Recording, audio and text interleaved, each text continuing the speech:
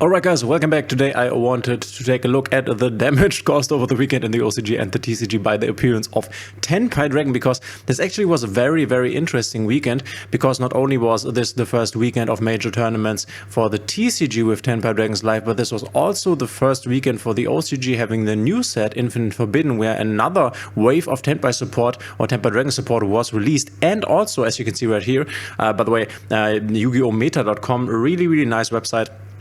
Also from Decade and his team, it's basically the TCG and OCG version of Master Duel Meta. It's still in its beta form, I think, but it's really amazing. We have the biggest, this was like a Guinness Book world-breaking record, I don't know, I guess like a trading card tournament in terms of how many players attended. 7,000 were at this YCS Japan Tokyo 2024. And it was a best of one format, which is absolutely crazy. And then we can also check out here some TCG top decks. But let's first look at the OCG and see what has happened there. And by the way, for those of you not aware, we can quickly check that out, because Road of the King, obviously another nice website to check the OCG. You can see right here that Tenpai Dragon by the metagame report was kind of rising again a bit here, but you can also see here it was at the bottom, here it was at the bottom, so it was definitely on its way down when it comes to popularity in the OCG. You can also see it here, only the 4th most popular deck here, also not at the highest station, but as I already said, a new support came here to Tenpai Dragons, and you can see it here, Tenpai Dragons 32.5% in this very big 7,000 people tournament here. In the end, Voiceless Voice won it, but you can see second place got here by Tenpai Dragon. And then we can also take a look at the top 8. The new card that seems to be doing it for the OCG is this one, the Tenpai Dragon of Genroku. There have been 3 new cards released for the Tenpai Dragons, but only this one, the Genroku, is being played here in Tenpai Dragons, as you can see right here. And obviously, if you're not aware, in the TCG this deck is extremely cheap. The only really expensive card is a Trident Dragon at around about 70 euros, but other than that, everything here is common and super rare, and I don't think there's even a single ultra rare. This super rare Paidra costs like 8 euros, but that's it. But this Tenpai Dragon of Genroku, if this card is added to your hand, accepted by drawing it, so not that hard. You can special summon it as a tuner, then you can increase its level by 1. Quick effect, you can tribute this card, special summon 1 Tenpai Dragon monster from your deck, except a Tenpai Dragon of Genroku or Swords. You cannot special summon for the rest of this turn except a dragon monster. So a really nice addition to the Tenpai toolbox here, and we can see this taking a big chunk of the current metagame here in this recent YCS, the biggest that there ever was. Dominating out the second best deck was Snake Eyes Fire King. That was always the case here, and then Voiceless Voice at the next spot, you could say, even though you can see they kind of shared this with some other decks. Very interesting, the release of Infinite Forbidden. We can see Gimmick Puppet also here, so a lot of interesting new decks that also made a break here in the OCG. This is really an impactful set that we will also get in the future. We can also see what was there. There was also Memento also here in the top 32, a deck that we will get in Master Duel come the next pack, which might come there tomorrow. By the way, for all the guys following me on this, there will be a new pack on this day, Theory. I have misread this a bit, because Master Duel Meta was saying that today there will be the new patch, but in-game it says the new patch will come tomorrow on the 1st of May. So I will correct my prediction and say that we will get a new pack tomorrow, actually. So a bit confusing here. I only watched the news on the Master Duel Meta website. This is why I got confused here. But yeah, Memento, we will also get this stuff. Pretty interesting then in seeing how, at which point we will get this, how much support waves we will get first with Memento, and then also the Fiendsmith stuff here. You can see how many different engines there are in here. The Fiendsmith engine, Diabellstar, Snake Eyes, another Diabellstar sign here, and once again Fiendsmith. So also a new stuff from Infinite Forbidden, a very generic engine here, the Fiendsmith, and the Link monsters that come together with the Fiendsmith, or that belong to the Fiendsmith archetype, as well as the fusion card here. So yeah, a really interesting YCS with a lot of different decks, but definitely Tenpai Dragon here at the top. And this is a bit concerning, will be very concerning for us in Master Duel, as we, and you have to understand, this is also a best of one format. Then obviously Tenpai Dragon is very nice because you can't side deck against this, right? So it's obviously super nice if Tenpai Dragon, playing Tenpai Dragon, you want to go second there, right? So if you win the coin toss, then you just go, okay, you go second, you start the game, I go second, and if your opponent wins, which is even better, then he will most likely go first, and then you go second by default. So in a best of one format, this deck is really insane, which will be a very big problem for us in Master Duel. I think they will have to do something about this, or the game will be unplayable, I think, because also the deck has a lot of space for non-engine. You can see we have triple imperm here, we have 3 forbidden droplets, this, and this, or this, and this basically is also non-engine, and then you can see we have another like 12, 13. So these are then 6 again. We have like 22 hand traps, which is just so stupid. Or board breakers if you want to play board breakers, of course. Or as you can see right here, you can also just play 13 hand traps and then still play like more board breakers. I guess infinite impermanence counts as both a bit, I would say, but it's just and trust me with this, the deck is not really fun to play against, and it unfortunately is also not very fun to play because it's a bit brain dead in my opinion. They also have this new tech found out that also the TCG found out, which if you're not aware, Tenpai Dragon, the field spell basically says your fire dragon monsters are unaffected by your opponent's activated effects during the main phase, and then you play in the battle phase mainly, and then you can also make this guy here and still do your 80,000 damage kill combo. And this guy says monsters in your opponent's possession cannot activate their effects during the battle phase. So you can even basically turn off your opponent's effects in the battle phase and in the main phase, which obviously it's not fun playing against a deck that you can't interact with. And a deck that just puts out a lot of damage always does the same plays. Either you stop it or you don't. Either they draw good or they don't. We also have this Mulch Mummy Purulia, the new Maxi for the OCG here. That will be very interesting in the TCG. I think for the OCG it's not that interesting because they still have Maxi.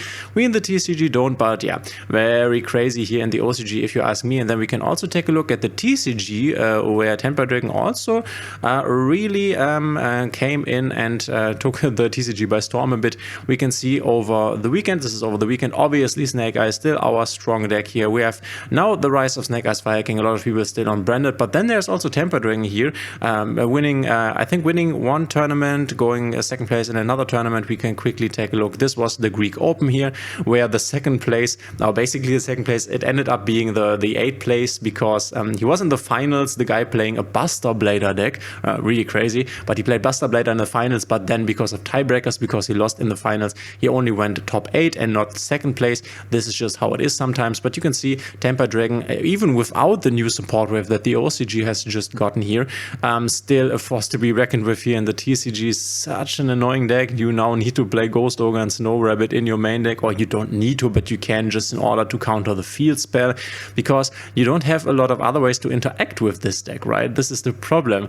And then you can basically also play cards like Shifter, which makes the deck even more insane. Shifter is obviously very nice in this current meta environment, and even with the Shifter you can just kill your opponent. Then you can play cards like Heatwave. This deck has basically everything it needs to be so annoying, and I'm really not looking forward for this meta where Tenpai Dragon will be one of the most dominant decks, which it definitely will be. It's also cheap. Everyone is playing it in the TCG. It costs basically nothing besides the Trident Region here.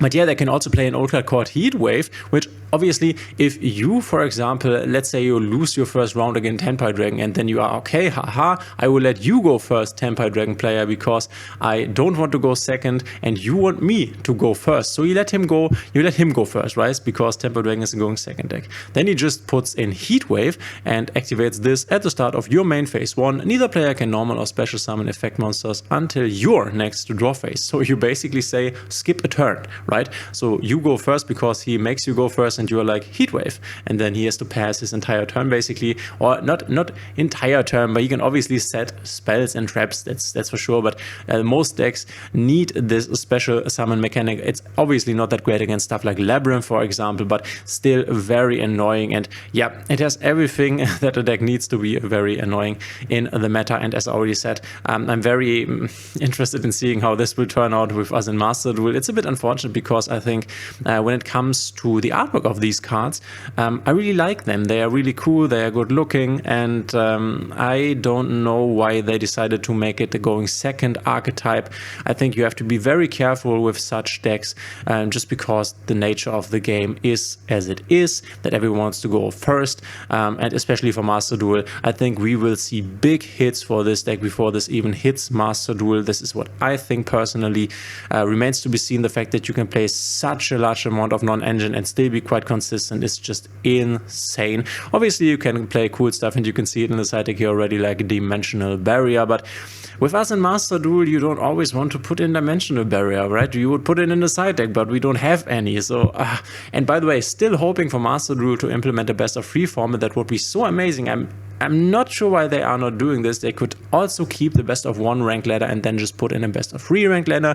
They could also, another really nice point, just put in a ranking system after you have reached Master 1. This would definitely, so that you, like in Hearthstone, right, you get a rank from 10,000, you're the 10,000th best ranked player to the number 1 rank in the end. This would definitely motivate me to play even after hitting Master 1 and go for regular streams and stuff like this. But yeah, this is Tenpai Dragon. Let me know in the comments what you think of this development here. I honestly talked to friends of mine and was like, okay, this might be a meta that I will skip. I'm at the moment playing Voices Voice. I really like the deck, but depending on how many people are on Tenpai Dragon, this might be something I want to skip. The only thing that needs to be said here, which is definitely a disadvantage for this deck, is when you play big tournaments, then I don't know if you ever attended a big tournament or like a regional or local, come the last rounds, the finals and the playoffs, the people already know what you are playing. So I basically know, okay, my opponent is playing, I don't know, Snake Eyes Fire King.